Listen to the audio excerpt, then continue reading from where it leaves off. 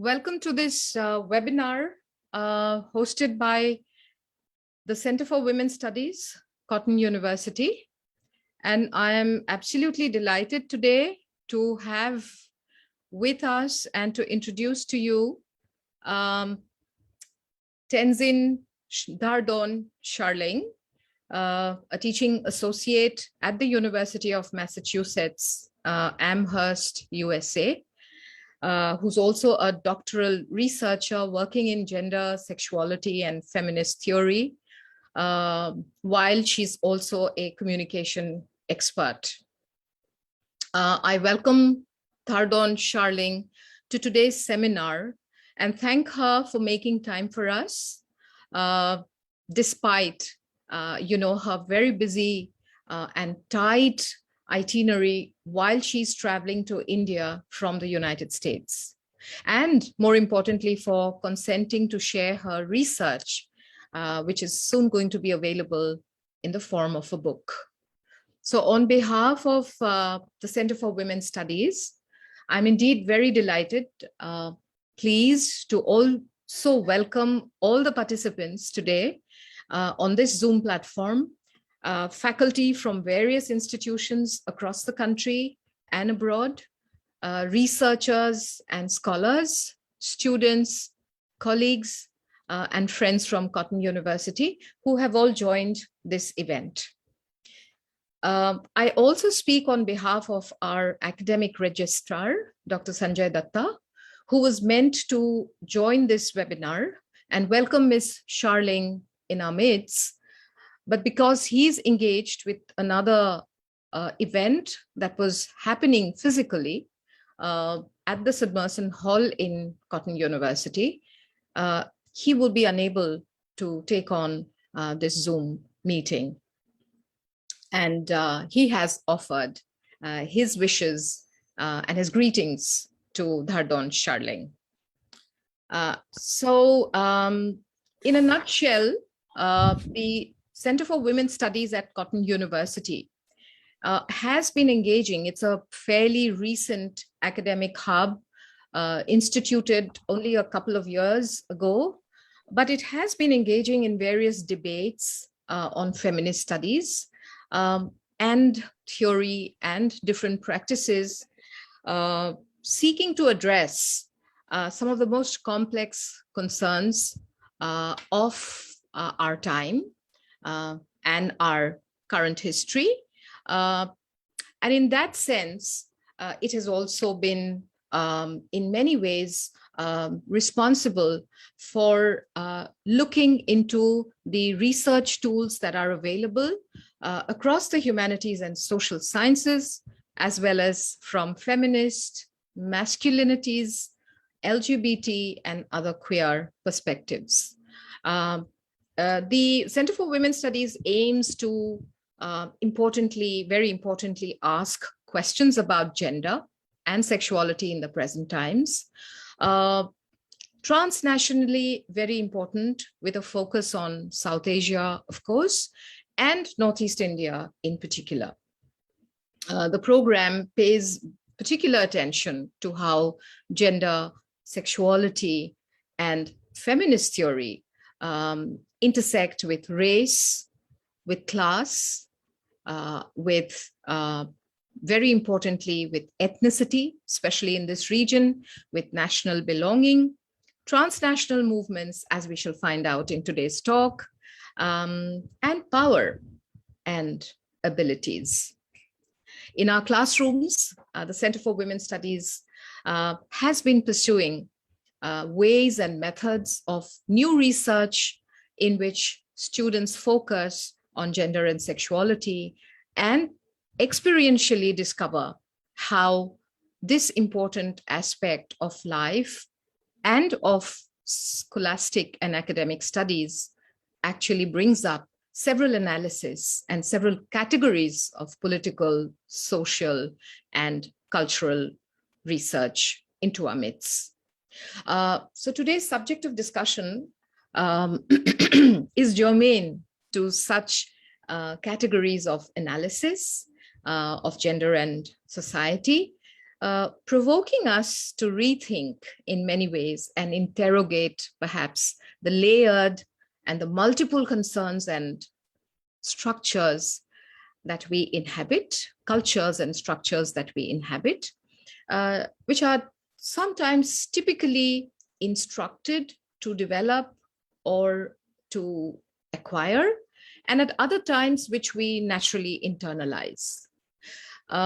So Dhardon Sharling's interface with the Tibetan Buddhist culture brings right to our midst, for example, a Dalai Lama who has come to be revered, who's the wise philosophical leader, but undeniably male, and who is a visionary, who's unarguably the leader of a large chunk of Buddhist societies in the present day world.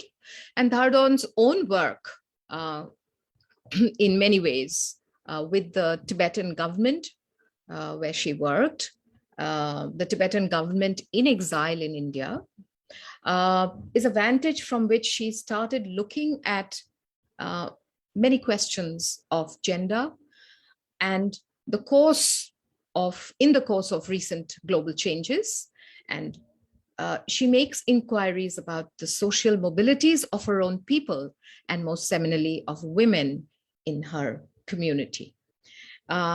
So may I welcome Dhardon Sharling once again to our midst. She is, and I would like to introduce her as a feminist, a scholar, an environmentalist, quote unquote humanist, and a change maker. She's recently co-authored The Power of the Feminine, Facing Shadow, Evoking Light. And the gist and the drift of her discussion today will be based on an important publication around human consciousness, in which she inquires about gendered questions and the gendered positionalities of Tibetan Buddhism. Dhardon is also known to have engaged with environmental work, and her publication on human consciousness and climate change is another direction in which her attention is focused.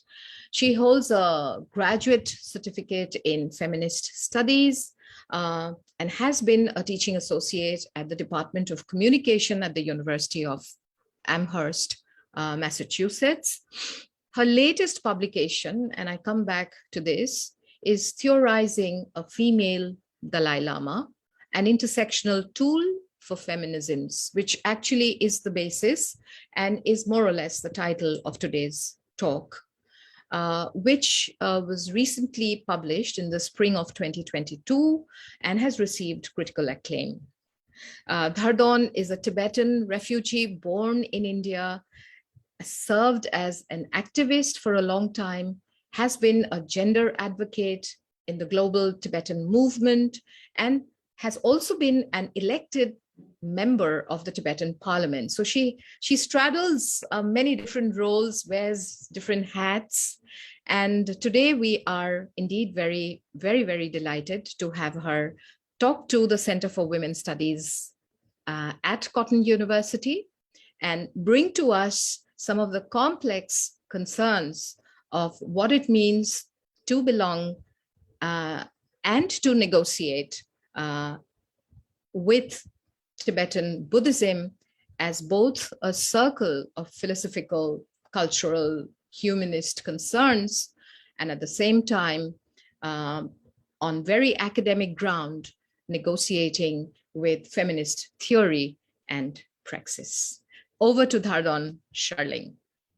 Welcome, Dhardon. Thank you very much, Raki. First of all, thank you, the Cotton University, in particular, the Center for Women's Studies, led by the very able Assistant Professor Raki. I am delighted to join all of you. Thank you for your interest in this topic, and thank you again for hosting me. Before I start, I'd also like to acknowledge here with us a very special person, Professor Sharon Miharis, who is a lead faculty at a number of universities in the US, but more or less is my soul sister, and is the lead author of the book that you were talking about, Raki, The Power of the Feminine. And I think it's 6 o'clock in California where Sharon is, and it's nice to see her up and attending this very important event. So I'd like to acknowledge Sharon's presence. Thank you again for being a rock strong support. I owe a lot to you, to whatever I've achieved so far. And yeah, so I would like to take about 10 to 15 minutes as discussed, Raki. Basically, I want to lay the context for this topic because the topic is not simple and straightforward. It's laden with a lot of cultural, political, religious intricacies. It's an esoteric topic to an extent, sacrosanct, as Raki would put it. But I think such a fascinating subject for academic engagement and even beyond academy, you know. So in the next 10, 12-ish minutes, what I will do is I will tell you what this topic is about, why I'm working on this topic, where do I come from, you know, as the researcher, right? Where do I come from and how do I deal with such a complex topic? So I will do that right now. And I do know Raki has an interesting set of questions lined up for me, after which I look forward to another Q&A round with our meeting attendees. And I do want to know that there are folks who are joining us via Facebook live stream because apparently, you know, and it's such a pleasant surprise that the meeting registration had to be closed because of over registration, right, in less than 24 hours. So I'm glad to see this level of enthusiasm and interest in this topic. So yes, a female Dalai Lama. In 1992, you know, I think I was barely 10, 11 years old, when I heard something from the office of the Dalai Lama, where he said during an interview with the editor of a fashion magazine, Vogue France. Vogue, it's a French magazine. I mean, we all know what Vogue magazine is about, but it's the French edition. And back in 1992, when the Dalai Lama was in Paris and talking to the editor had asked whether a next reincarnation of the Dalai Lama could be female, right? And the Dalai Lama responded in affirmative, saying, why not? Yes, of course, why not? And since then, I think for the last 30 plus years, he has never exhibited any kind of qualms about saying this. He kept reproducing that narrative. And when in 1992, I was 10, 11-ish years old, it didn't really strike a chord with me. I think as a teenager, it did come as a surprise, something that was unthinkable because as a Tibetan Buddhist, growing up, you know, in exile India, because my homeland is Tibet, and seeing how Tibetan Buddhism is all about male power, male figures in authority. The centrality of maleness in Tibetan Buddhism was so commonplace that to me, it seemed unthinkable. It seemed very mystical, to say the least. But again, as I said, the Dalai Lama kept reproducing, adding more reconfigurations to this very discussion that, yes, a female Dalai Lama is possible. And I remember him giving a speech in one of the universities in Texas where he said, yes, I'm a feminist, and my next reincarnation could be a female, right? And then there were repeated interviews and with Western media showing a lot of interest to an extent where this very statement did get mired into a controversy, which I might get into that later if time permits. But essentially, it was not until I went to grad school at UMass, signed up for a graduate level feminist studies at the Women Gender Sexuality Studies. And when I engaged with feminist theorists and scholars like Hooks, Crenshaw, Collins, Donna Haraway, Adrienne Rich, and until I began to collaborate with Sharon, Mary, Joshua, Alia Rafi, based in Egypt, that I began to look at what a female Dalai Lama means and what it could mean from a feminist lens. And it was in doing that that really opened a canon of possibilities. And I was struck by that. And that's how I landed on this topic. Until then, until 2015, a female Dalai Lama was strictly within the boundaries of male-female binary. And as a Tibetan Buddhist, I didn't see it becoming possible. But after 2015, when I began to use feminist theories and epistemologies and methodologies to actually look at that, I realized that this really falls within the purview of post-feminism, where we're not going to talk about gender binaries, right? What we're going to talk about is how this statement has a revolutionary potential. It's liberatory, it's groundbreaking, it's paradigm shifting, because this is what feminist theorizing is all about, right? You take what is being said and you use that to sharpen the ways you see things, the way you interpret things, and that you use it as a tool. And with that, the tool also uses you. So it's been 5-6 years since I started using a female Dalai Lama as a feminist tool for intervention. So when I use feminism and tool, I would like to introduce something called an intersectional feminism, not necessarily conforming to Crenshaw's conception of that word, but more or less something that engages with power. Because now we know that patriarchy or masculinity is basically a matrix of ideological constructs, and it's intersectional feminism that allows us to see power via their relations and in these intersections. So basically, the fact of the matter is, yes, we live in a patriarchal world. It's androcentric. Yes, Anthropocene sets the basis, but that is exacerbated by androcentrism. And with patriarchy, what happens is it keeps producing and reproducing power. And I realized much later that it is religious institutions that actually kind of sets the cultural, social, religious, and in fact, at times, the legitimate context for the institutionalization of power that's held by male and the whole maleness in religious institutions. And so I thought, okay, so there's this problem here, and there is this possibility of a female religious head, right? And it's coming from the man himself, right? Man himself who is at the center of these institutions, someone who's willing to critique these institutions, someone who is willing to overturn a 700-year-old century, right? And that opens, I think, doors to dialogue, to discussion.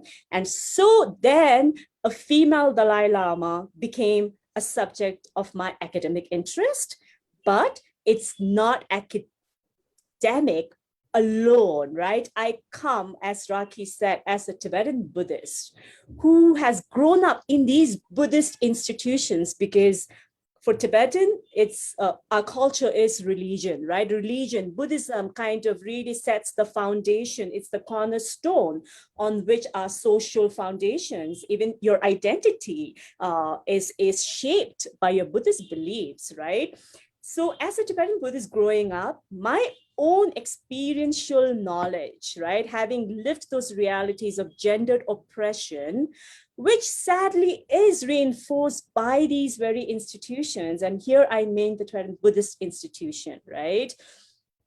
And how a female Dalai Lama sets an antidote, it disrupts, right, everything that this patriarchal structure seeks to achieve in reinforcing inequality. And one of the things I also want to clarify is, if you had seen the title, I don't use the Dalai Lama. I don't use the female Dalai Lama. I don't use female Dalai Lama. I prefix it with a, and that's deliberate. And why I do this is, as a feminist scholar, I do not believe in a homogeneous approach to solving problems. The problems, the gendered oppressions that we face is multiple, right? It's multiple, and therefore our response to it is also multiple, and should always be encompassing, taking in various factors, and that's why it's a female Dalai Lama. So now I will tell you how I see this as not only a feminist theorizing from the intersectional lens, but also as expanding the feminist vision for change. So if you ask me what my understanding of feminism is, yes, as a Tibetan born and brought up in India, I grew up with this Eastern/Indian feminist viewpoints, I would say, with those beliefs, then moved to the West to do my graduate studies and was hugely influenced by Black feminist thinking and thought. And then trying to also find my own voice, because, you know, I didn't want to be always in the margins, right? As a Tibetan exile/refugee, I didn't want to always be in the margins grappling with things. And then I said, hey, let me also find my position, right? Because that's what feminist theorizing is all about, positionality, right? And so I drew from my own position. And so what I understand feminism today is, coming from my own ontological and experiential lenses, also drawing from West/ I would say Black feminist thought, and also Indian feminism, and also Tibetan feminism, is feminism for me is not male versus female battle. It's definitely not that. It's beyond that. It's essentially engaging with structures of power, because it is power, right, that sets in place the great inequalities, the inequities, and engaging with these powers and the system that reproduces this power, these kind of power, I think really sets the ground for what I call a transformational politics, where we're seeking to transform our social conditions because they're not okay. I'm not okay with all of these. So for me, because I see feminism as engaging with structures of power, I see a female Dalai Lama as not only critiquing, but disrupting those very structures of power. And I want to argue in ways more than one. Firstly, in Tibetan Buddhism, in a lot of religious texts, you see that the ultimate goal of a Buddhist is to attain enlightenment, which in Buddhist terms is called bodhisattva. And to do that, first precondition is you have to be in a male body, right? If you're in a female body, there's no question about that. You have to be reborn 500 times to get into that male body. You have to achieve a lot of karma, right? Earn a lot of merit, and then be reborn into that male body to attain bodhisattva. And so a female body disallows that. It sets the condition where you cannot, and which makes you, according to the Tibetan language for women, which is keme, meaning of lesser birth, of lower birth. So basically a woman's body is seen as something that pollutes men. Women is polluted and is therefore bound to pollute men. And therefore men who want to attain bodhisattva should stay away from these, from women, right? And so a women's body seemed to be a curse upon that very women. And now when the Dalai Lama, right, the 14th Dalai Lama, given that all his past reincarnations, including the current reincarnation, has been in a male body, says that, yes, a female Dalai Lama is possible. First things first, you are going to definitely picture a female body, right? And so that kind of disrupts the century-old teachings in the text and the established beliefs that yes, it has to be a male body. So he's saying, yes, it can be a female body, right? So it disrupts that. It disrupts that heteropatriarchal norms that Tibetan Buddhism brings to the very forefront. Secondly, what it actually does is not just impact or shape discourse in Tibetan Buddhism, but beyond Buddhism. Across religious structures, patriarchy is the problem, is the central figure that controls, that reproduces power structures and inequalities. So now I would want to conclude my presentation with this question, right? When the possibility of a female Dalai Lama disrupts patriarchal structure, what does it mean for Buddhism and beyond? And in what ways can an intersectional feminist lens help us see the conditions, right, that has created those gendered forms of oppression? And in what ways the possibility of a female Dalai Lama opens doors for all religious discourses and for all religious institutions to rethink what leadership in religion is about and beyond that. So I'd like to end here, and I really look forward to a wonderful discussion with Raki. All right.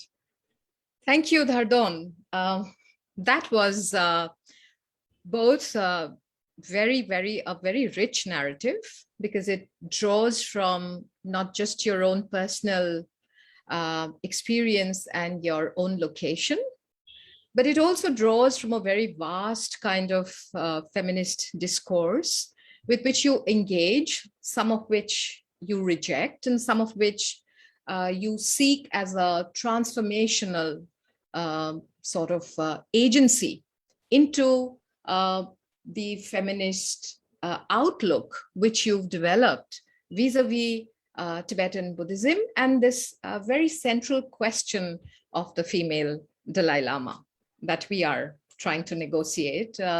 Very interesting also because it really brings us center stage to what could be a wonderful way of negotiating theory and practice. We're not just rooted, we're not just grounded in a theoretical framework, but we are actually moving back and forth with the kind of many cultural, religious, spiritual underpinnings that the Tibetan Buddhist community symbolizes and actualizes for someone like you. So congratulations, Dhardon. That's a provocative but extremely theoretically rich supposition, hypothesis.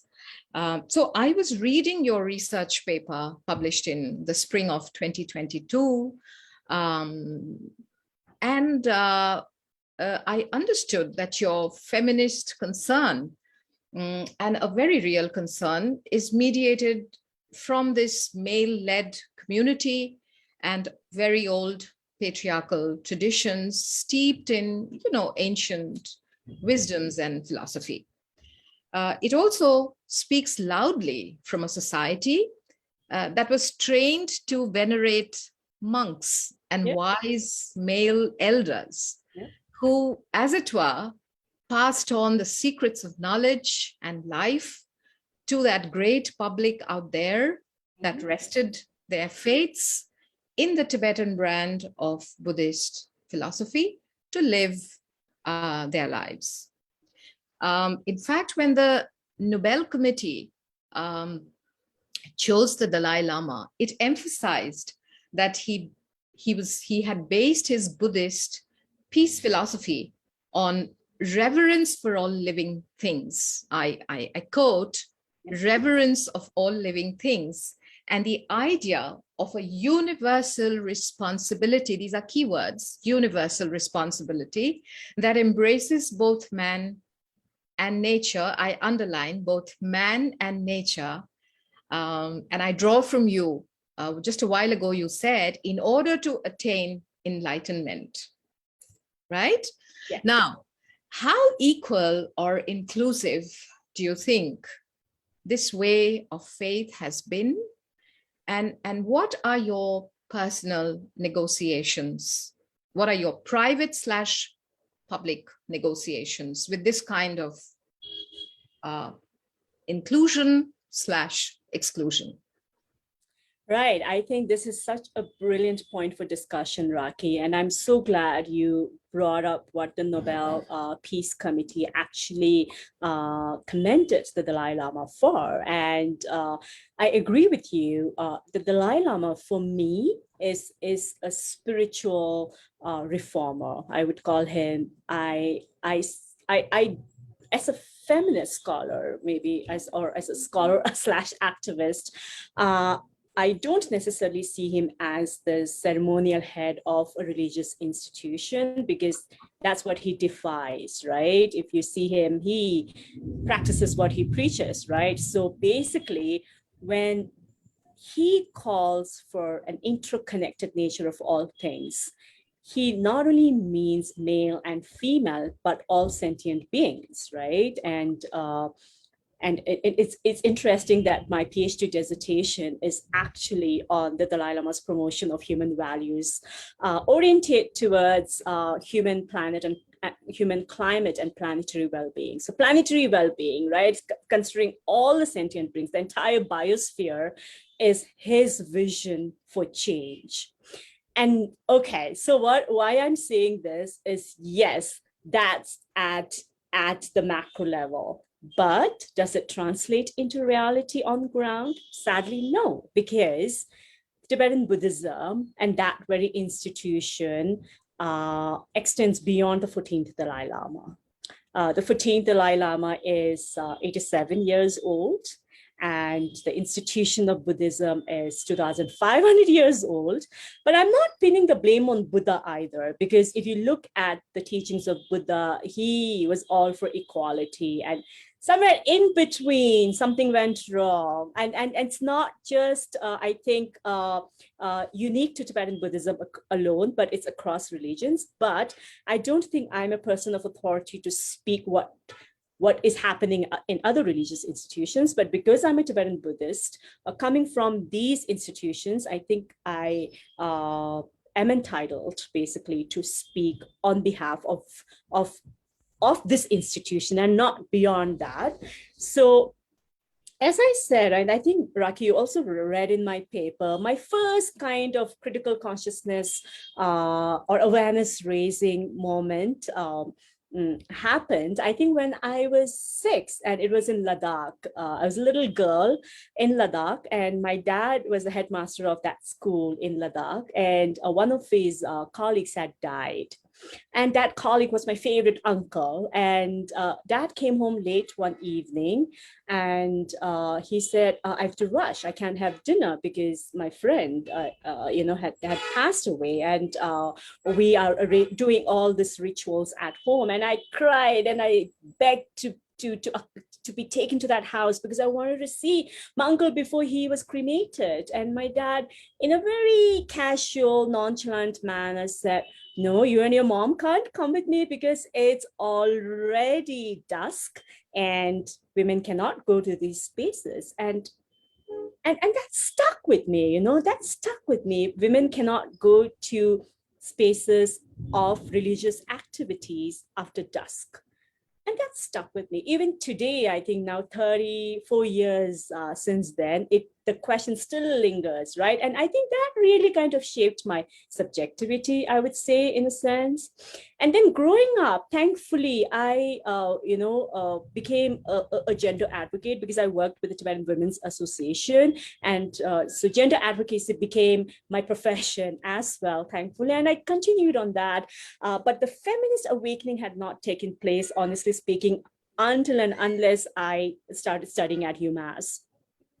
But I was, drawing, I think I was in this very rich intellectual site where I was experiencing everything, but I didn't know how to express and how to kind of really, I didn't have the proper channel, but it was feminist theorizing that really helped me gain that channel, that mantle, or basically that vehicle for me to be able to express all of that.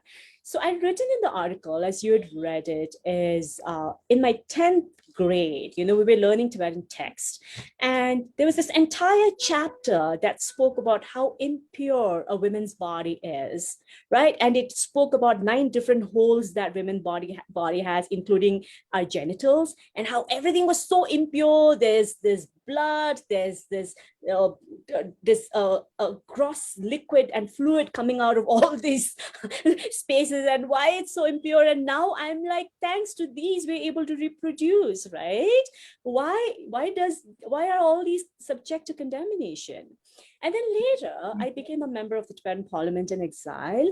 And whenever there's a self-immolation in Tibet as a form of political protest, we would convene at the main temple in Dharamsala and pray. And that would basically be on a Wednesday, because it's a very auspicious day for Tibetans. And we would all be reading from the prayer book. I think it's like 1,000 people gathered in that temple, in that courtyard. We're praying. And it made me very uncomfortable reading that prayer, because I would end that prayer with the word, may I be reborn into a male body in my next life. Absolutely. And that was when I felt I was parroting that verse, but I was not convinced. It was not with conviction, because when you go to a political prayer, you pray with all your heart, right, for your brothers and sisters in Tibet. But that one line didn't sit well with me. And then there was this another instance when I was going to Ladakh, which kind of shares the border with Tibet. And Ladakh is called a land of Gompas. Gompas is basically monasteries. And so we were on a family pilgrimage, going to all these places. And because it's hot and humid, it was June, for God's sake, I didn't wear the traditional Tibetan attire, which is chupa, right? And because we had to trek up, to get to one of those monasteries. And there's this very old monastery, highly revered. And I went, and then I saw a monk looking at me in a very disapproving manner. And then his eyes were on a hoarding, on basically a billboard, it was like really big. And then it said, ladies wearing pants are not allowed.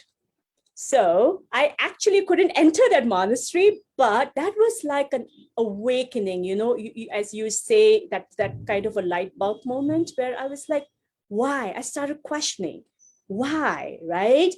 And then this was all happening, Raki, whilst the Dalai Lama was talking about gender equality. He was saying back in 1995, he had visions for Tibetan women. He said, I want to see you on this international stage. Back then, if you said Tibetan women on the international stage at the United Nations, was unthinkable, because we were like refugees in this rehabilitation process. So Dhardon, you bring us to a very interesting intersection here, where on the one hand there is this emancipatory humanist philosophy that is actually being sort of disseminated, if you like, by a spiritual leader of your community and of a global community. And on the other hand, there are these very self-reflexive locations that, inform your own feminist position, or which determine how you kind of evolve as a feminist thinker.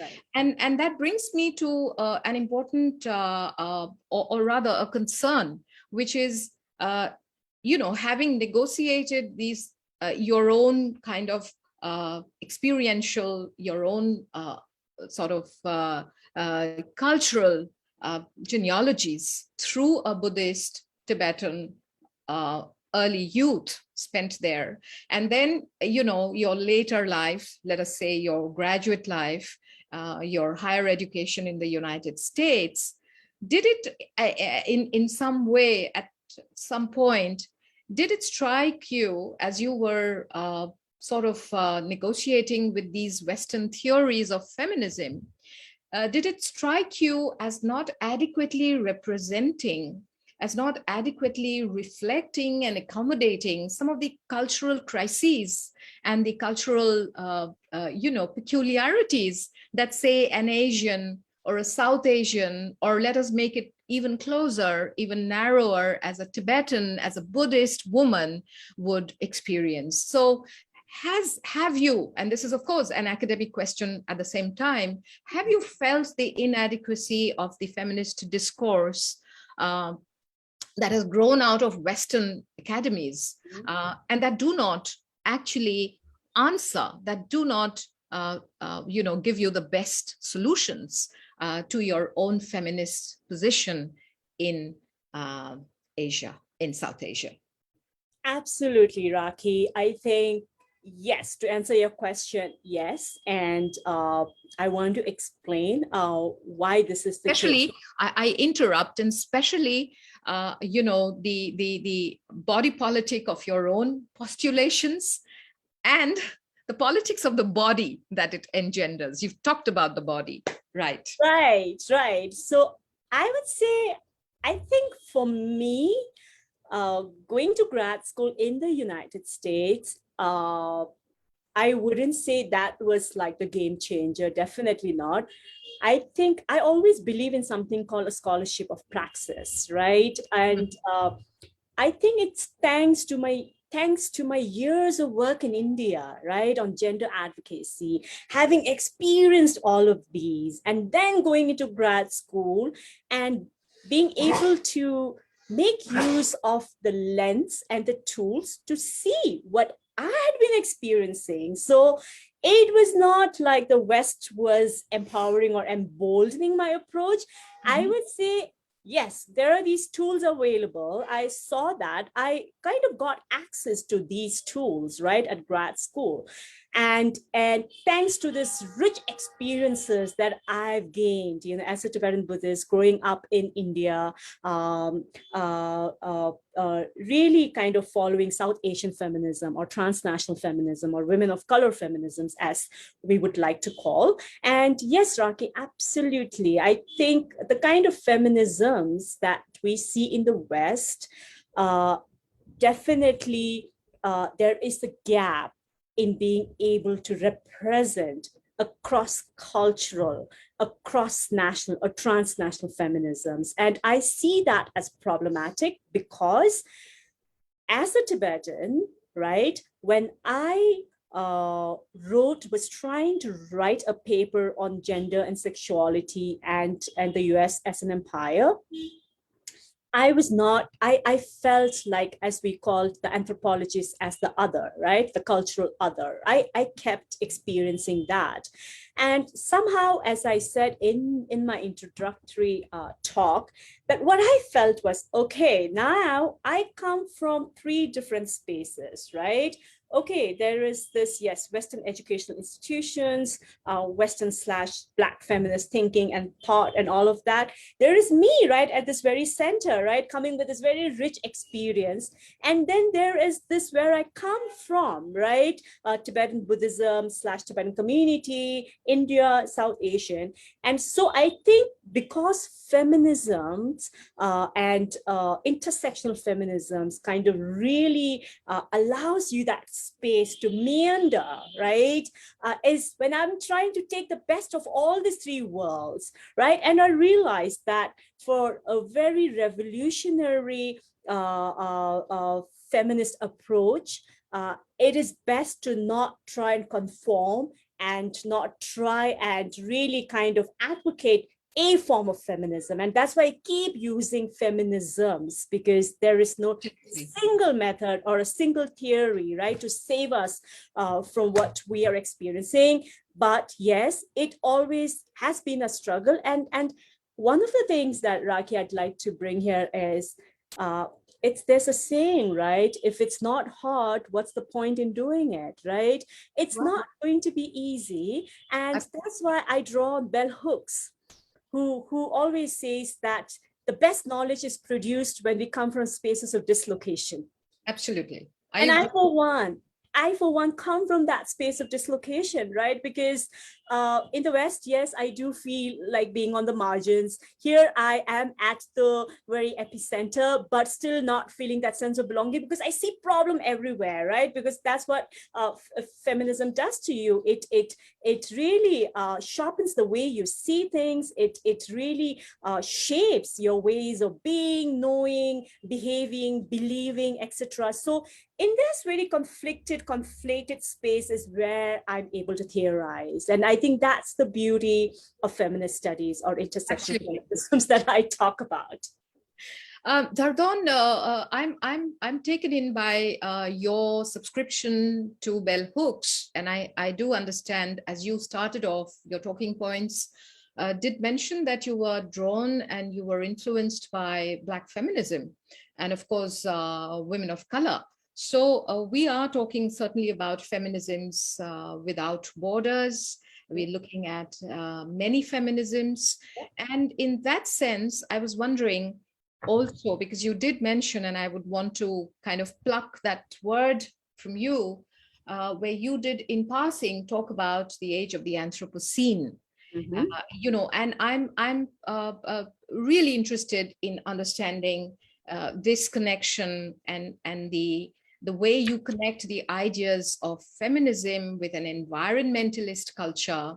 We're increasingly talking about planetarity. We're increasingly talking about the post-human, and I'm trying to see you in an auto-ethnographic research model that you adopt.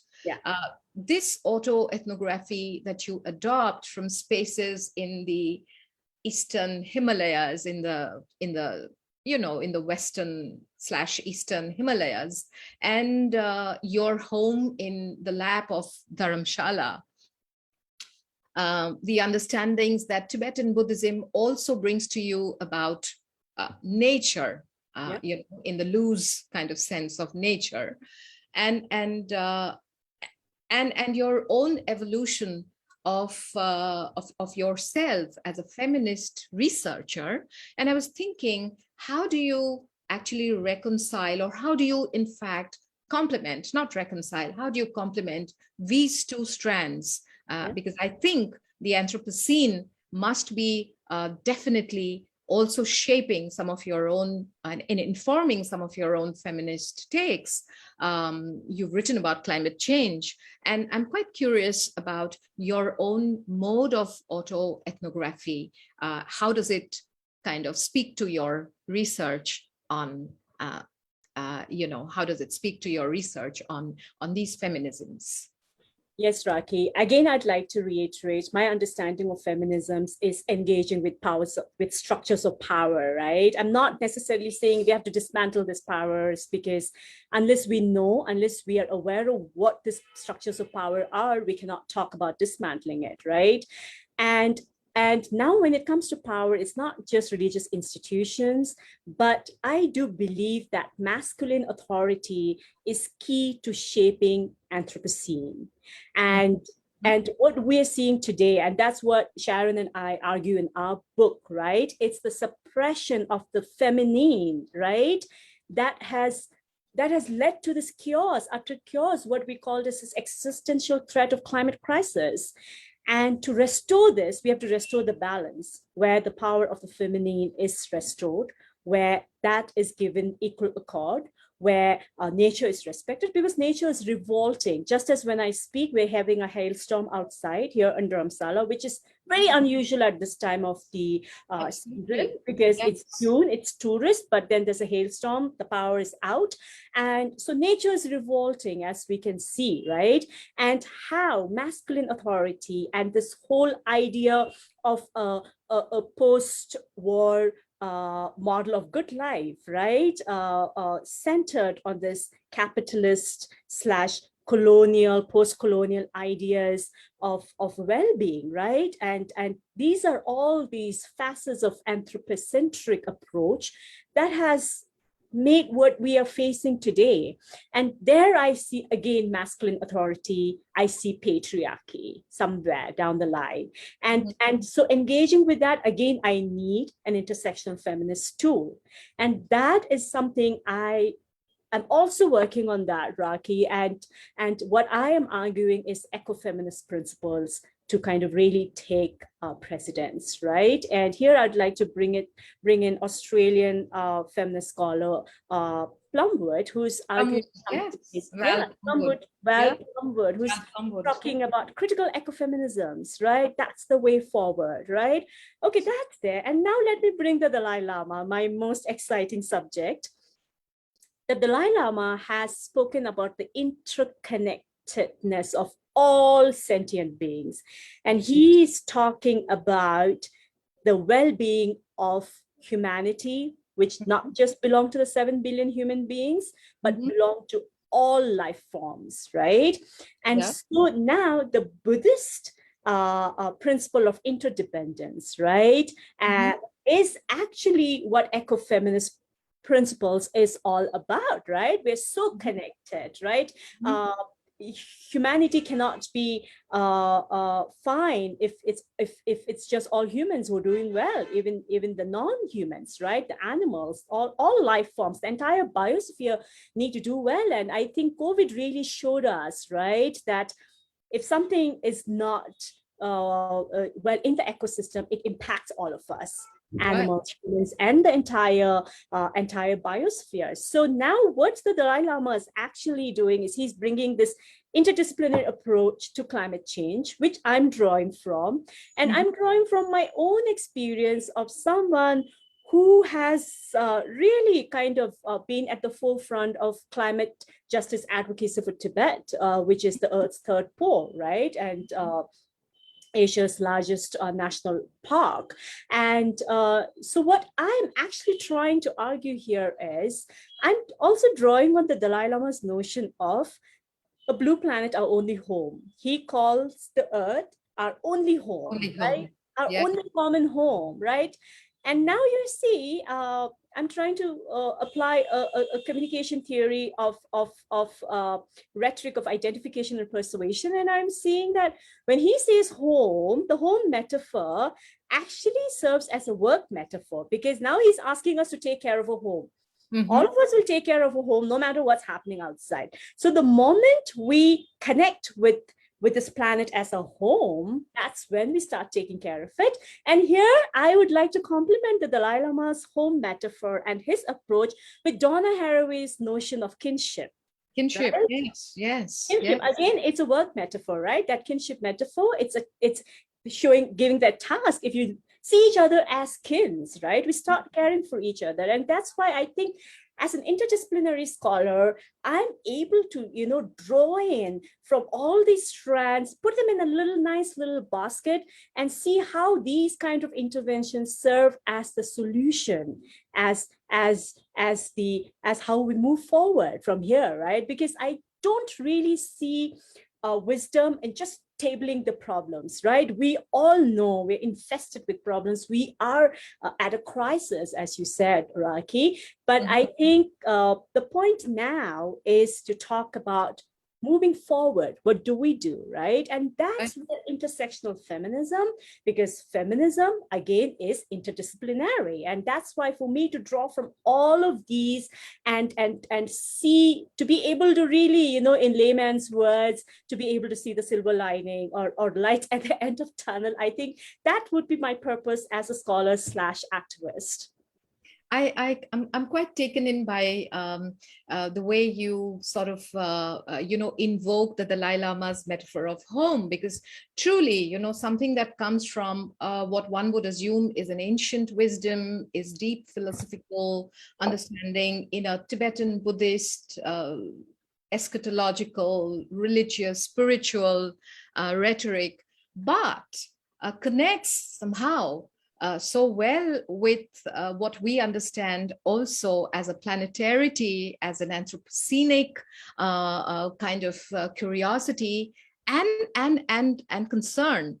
And I think it reads very, it blends very well with what your work seems to even move towards a kind of ownership, a kind of even a, if you like, a feminist ownership of the world around us, which then perhaps ties into the Dalai Lama's own concept of universal responsibility. So I don't know, I'm trying to connect these many ideas that you've thrown into, our midst now.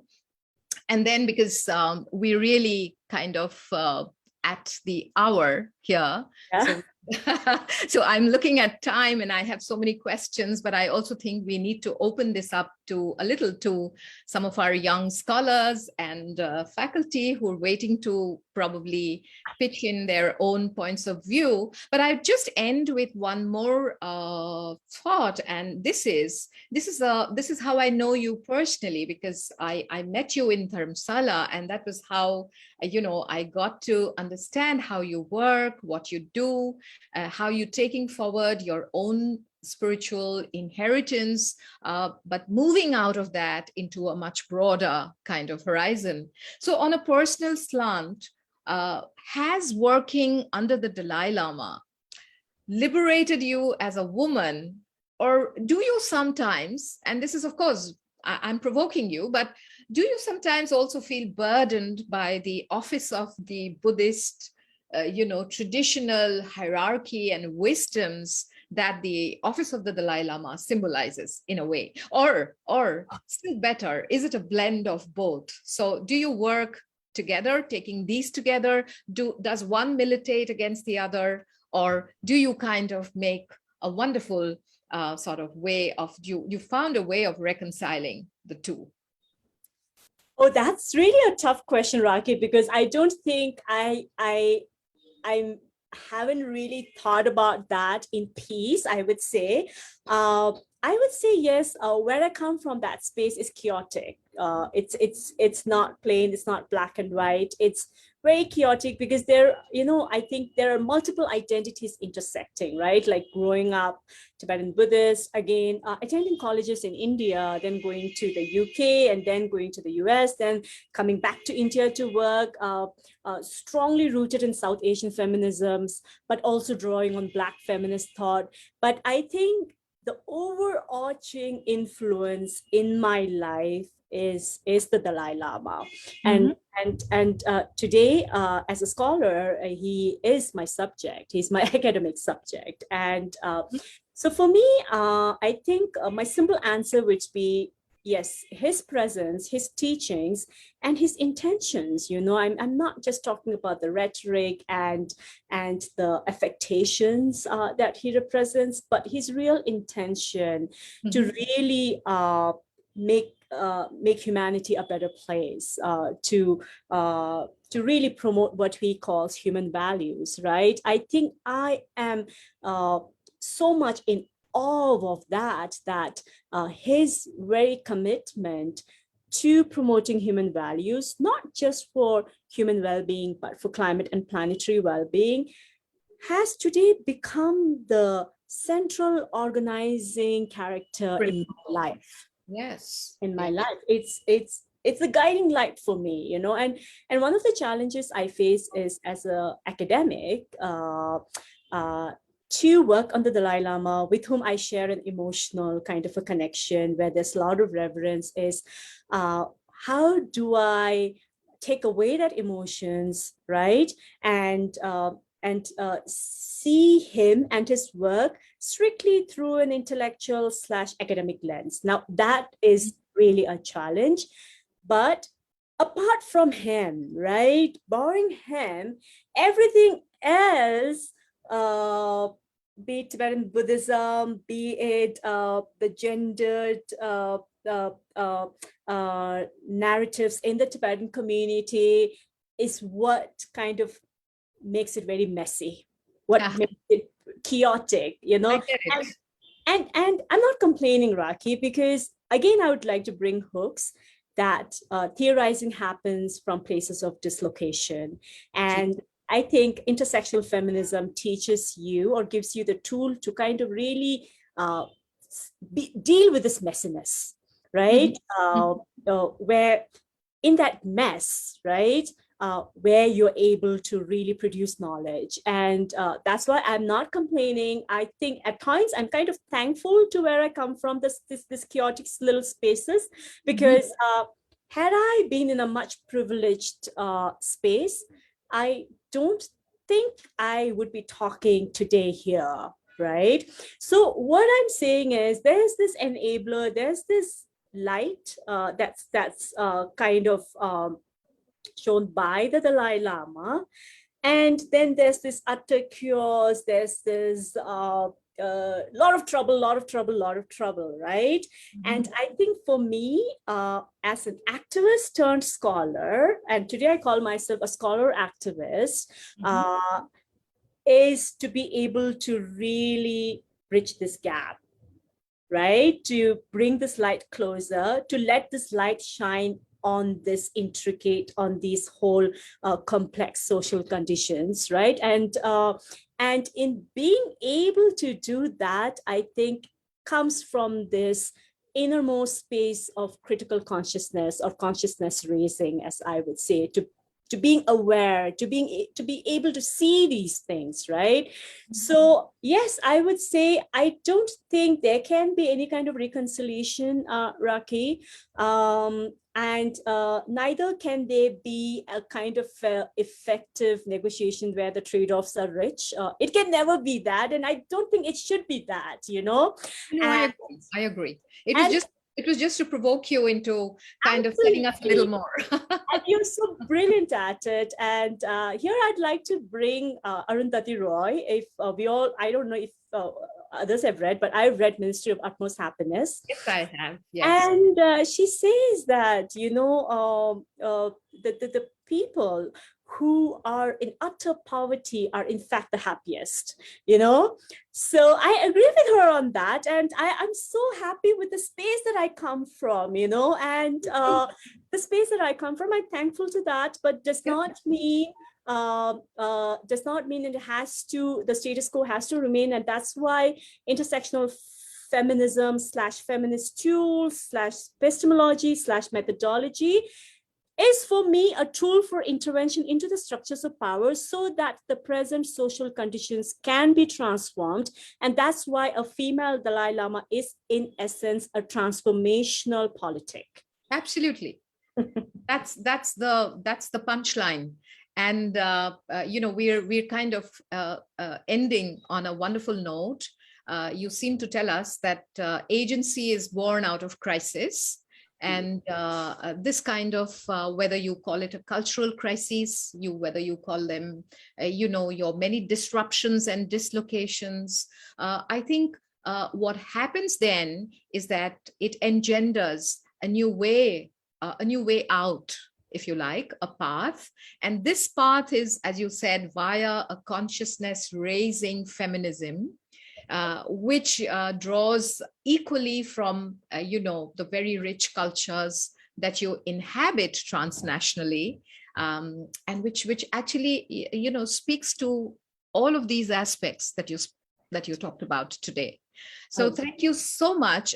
You know, this conversation can really go on, but I know we are constrained by our time slots, and we must open up the conversation to our to the audience. I'm also very pleased to have Professor Sharon Miharis. Am I pronouncing that correctly? Yes, Sharon Miharis. Oh, thank you, Professor Sharon Miharis. So glad to have you, Professor. And it's quite an honor. And to know that you've collaborated on some very interesting work, of which I hope we'll have occasion to talk about again. But I would certainly love you to, you know, interject if you have something that you would like to share, because you've both collaborated and you've been working together. So if there was something that you might like to add, you're most welcome, Professor Sharon. Thank you very much. All right. So at this moment, may I have Dr. Pooja Chetri Pooja is my colleague in the Center for Women's Studies. Pooja will take over from this point and bring the chat box to our midst. I think you have a few, maybe a couple or 3 or 4 comments, questions, and Pooja, you could just pitch in here. After which, we can allow Dhardon to take the questions probably one at a time. It's your call, really. Thank you, Baidu. It was pleasure hearing you, listening to you, Ma'am Dhardon, and also like listening to your subjectivity, your personal narratives, and also like your feminist standpoint from there on was a really kind of a great insight, a new subject to us, many of us, I believe here. So from there, like there are a few questions. One is from a young student, Alaknanda. She says that, picking up from your conversation, your talk, she says that while you mention about Buddhism, which preached equality, and in somewhere between this equality was lost and patriarchy took over, her question is, however, isn't the whole concept of equality very problematic in the code? Because when he talked about equality, were the women supposed to be included in the system, or equality meant equality among the men? So this is first question. Another question, if you want, I can go with the second question together, or maybe if you respond to this question and then second question I can take on later. I'll take 2 questions at a time, Pooja. All right, ma'am. So another question is from Rajeshri Borgohain, says a faculty in Cotton University, English department. She says, reportedly, during an interview, the 14th Dalai Lama had added immediately after acknowledging that the next Dalai Lama could be a woman, that she must, however, be beautiful. A statement made in a very poor humor for which he later apologized. Your take on this? Also, taking in more practical terms, there are reports that the next Dalai Lama would be selected by the Chinese government. If they indeed do succeed in installing a Lama of their choice, what happens to this discourse of a male or female hire to the spiritual leader at the ideological level? So these are the 2 questions. Those were the questions you wanted to escape, I think. Yeah, no, but now that it has come, especially the second question, I knew that was going to really come, because I think that really kind of opens doors to discussion, Raki, and it's valid, right? These questions are valid. But yeah, I think the first question, I think it's like deeply philosophical and quite challenging for me to answer, because is there inequality in equality, right? And I completely agree with this question, because I sometimes say, hey, we're striving for equality. And then the question is, does achieving equality solve all problems? Maybe no, right? And that's why I want to bring in post-feminism, right? Where I think we are now done with this whole male-female equality, inequality, that battle, that argument. And I think right now, being able to draw upon a feminist lens or feminist approach transcends this whole male, female, anti-male, that problem. It transcends that into really addressing the existential crisis, climate crisis, right? Poverty, COVID. We just had a very rough 2 years battling COVID, right? So I think, yes, to answer the question, does equality really mean equality? I would say no. And that's why I think I would love to replace equality with what I call social justice. And that's why I think, for me, when I say critical consciousness or innermost awareness or awareness raising, I think it's to transform these social conditions. I don't really take to using the word creating structures of equality, but I do agree there are structures of inequality. But I would really replace that with the use of phrases like transforming the present social conditions, and I think really trying to achieve social justice for all. So I think this was like a brilliant question, deeply philosophical, and I really appreciate the very young student who asked this question. Okay, coming to the second question, I was actually expecting that, and Raki and I had a long chat last night on that. So it might interest all of you to know that I'm actually writing a paper. It's titled An Attractive Female Dalai Lama Controversy, Language / Ambiguity / Humor / Power. So what I'm doing is I'm looking at that problematic word attractive. And my first question is, why are women taking offense to this word attractive? It could mean anything. It could mean anything, right? Today, if someone told me, hey, Dhardon, you're looking attractive, I would take it as a compliment and not as an insult. Having said that, I do know the complexities surrounding this word and why this was mired in controversy. A lot of us should also realize that it was highly mediated text, right? It was the BBC interview in 2019, and before that, 2015, again, BBC interview. All I want to say is, do we want to miss the forest for the trees, right? Here is a leader, a male leader, coming from a heterosexual, male-centric institution, which is 700 years old. And the person who represents this institution is willing to critique his very own institution, is willing to overturn that 7th century old tradition, risking everything he has, because it's such an unpopular statement for a religious leader to say that his next incarnation could be female, because it's all been male. It's the mandate. Maleness is the mandate in Tibetan Buddhism, right? And today, why do we want to always allow that attractive remark, which my paper argues is a misreading of a humorous remark / an intercultural misunderstanding of a remark taken out of its cultural context?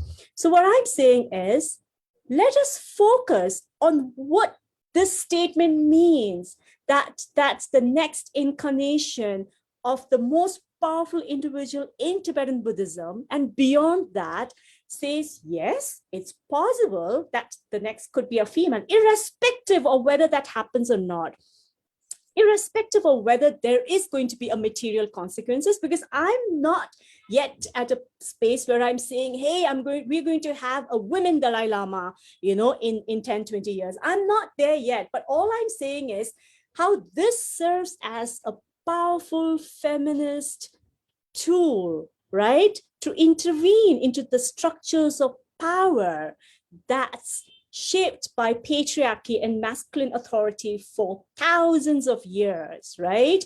And as to this attractive remark, what I would like to say is, aren't we really looking at that word and taking offense to it from the standpoint of a Western feminist lens, which kind of sees the Dalai Lama as a spiritual icon practicing asceticism, and then talking about something material, right? So there's this ambiguity, right? There's this intercultural misunderstanding, how language, because the Dalai Lama's first his mother tongue or his first language is Tibetan. And all of us know that his English is not very proficient, and that attractive in the Tibetan word has a different meaning, right?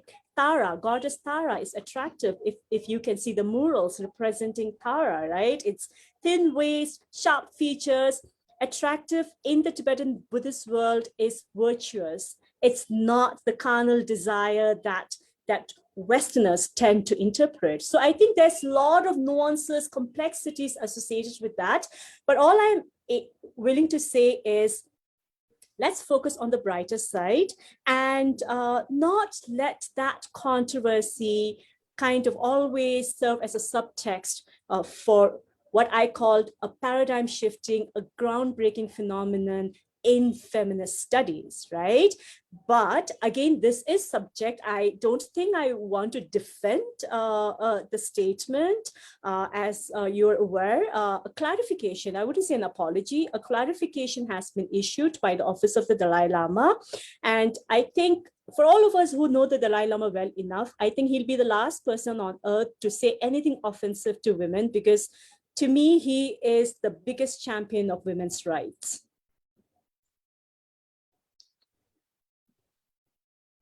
Thank you. Well said. Thank you, ma'am. So there is another question from a student, I believe. Ma'am, you said a word, post-feminism. How would you like to describe post-feminism? So, yes, Pooja, and can I have the second question as well? Ma'am, as of now, this is the question. I have one, not a question, but I wanted to know a little more from your research work.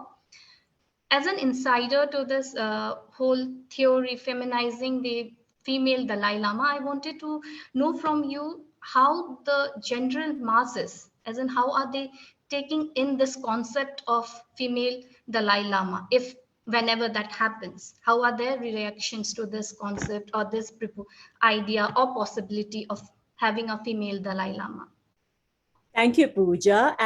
With regards to post-feminism, what I'm saying is, sadly today, feminism doesn't seem to strike the right chord with its targeted audiences, because I think there are many layers. It's become such a contested topic or a terminology, right? But my understanding of feminism is premised on using it as a tool for intervention into structures of power, into engaging with those structures of power. And post-feminism, for me, is beyond all of these, right? Beyond all of these complexities or incongruities that the whole debate around feminism is about. Basically, I think for me, post-humanism transcends beyond the gender binaries, because I think we are done with that phase, and we are entering a new era or a new epoch where we are trying to find the right tool that can transform what we are facing today in terms of the crisis, right? Be it climate change, or be it poverty, or any kind of existential threat or crisis, which I think is shaped by shaped by a masculine authority. So anything that challenges that, for me, is feminism. And post-feminism, I think, really kind of transports us into a more safer and a more wiser space, I would say, where there's less conflict and less scope for contestation, but more for collaboration. And that's what I understand as post-feminism. And Pooja, to answer your question, I think the whole notion of a female Dalai Lama, I see two things in it. First is a feminist intervention, as the whole talk kind of really dealt with that. And second is a female Dalai Lama that expands feminist vision for change, for social justice, right? I, again, am influenced by the first question about equality. So I wouldn't say for an equal world, but I would say a just world, right?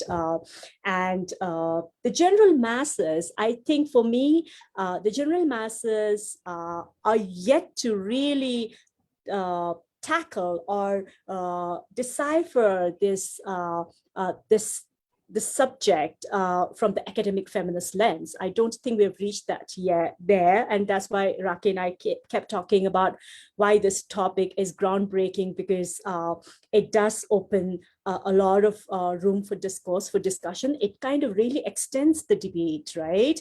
I think the general masses, I think, really sees it more as a political subject where whether there will be a next Dalai Lama, if yes, will it be female, if yes, what will be China's role and all of that? And that, I think, is more political. There's this whole geopolitics involved in that. And I think my study of a female Dalai Lama from the intersectional feminist lens does not really venture into that. But if you ask me as a Tibetan spokesperson, I have a lot to say on that. But I think for today, I think we would rather keep it within the confines of feminist theorizing and not really kind of complicate the matters. But yes, for the general masses, I think a female Dalai Lama would really mean a women Dalai Lama. So there's where gender is such an important factor, but my project does not necessarily see that. And that's why it's within the field of post-feminism. Thank you, Pooja. Fabulous. Thank you, ma'am. Pooja, are we at the end of the question round? I think I saw somewhere in the chat box, but I think Dhardon has already addressed that. The second question by one of our respondents was not answered, and that is of course a question. Yes, of course. Yeah. Oh, she says yes. Thank you. Yeah. So you've answered that. You've answered that by in many ways not straying into international affairs and the politics of it, and which I understand is not our immediate concern, or perhaps we're not equipped to answer that question, although it does figure in the horizon. So right. Who decides and what happens? So that was interesting.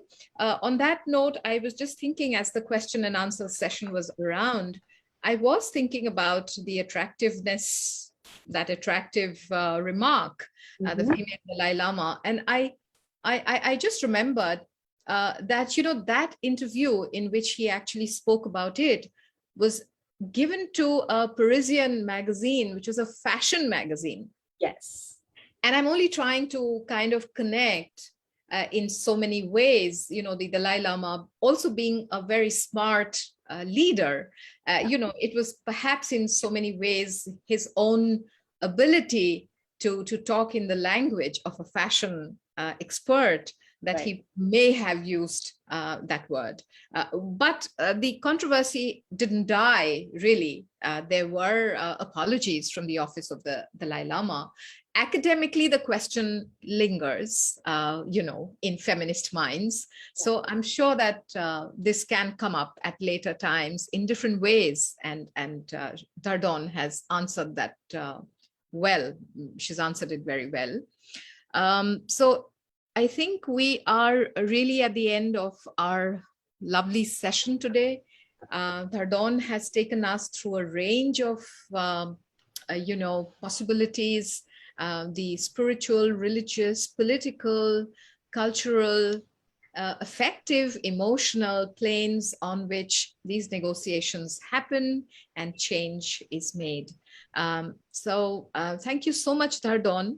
We would love to engage with this and with your new work in later times. Thank you for spending this time with us, for allowing us a peek into your new work and the new questions that you are engaging with. I would ask Pooja Chetri to just extend a formal vote of thanks before we close this session. Sure. Thank you. Yes. As we have, thank you, Vaidu, once again. As we have neared the end of today's program, I would like to offer my sincere vote of thanks on behalf of Center for Women's Studies, Cotton University. I would like to offer my sincere gratitude towards our Vice Chancellor, sir, our Registrar, sir, and Academic Registrar, sir, for their constant support towards Center for Women's Studies in each endeavor that we take on. I would also, I would like to offer my special gratitude towards Dhardon Sharling, ma'am, because she have consented and accepted our invitation in a very short period.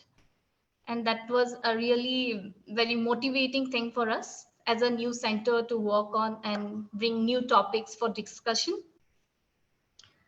As your talk went on, it gave a new insight, new ideas, and new subjectivity that we have learned through this talk, which was very interesting. And we also would like to have you, ma'am, in a physical mode whenever it is possible, however it is, like whenever you are next on your next visit to India. So we'd be very grateful if you can if we can have you with us during your next visit. I would also like to offer my thank you towards all the faculty members of Cotton University and all other faculty members of other university who are present with us today, all the students and all other participants who have joined us today in this Zoom platform and also as in the Facebook Live platform for this webinar today. And at the end, last but not the least, I would like to offer my sincere gratitude towards our system manager, Sri Idul Hajarika, for his constant support. Thank you. Thank you all. Thank you very much, Pooja. Thank you again, the Center for Women's Studies, my dear friend Raki, and my lovely Sharon for standing by me through thick and thin. And I'd like to thank all the attendees. I'm so fascinated by these questions, right, that you posed, and I found it very impressive. And I would like to tell the entire center to keep up your good work.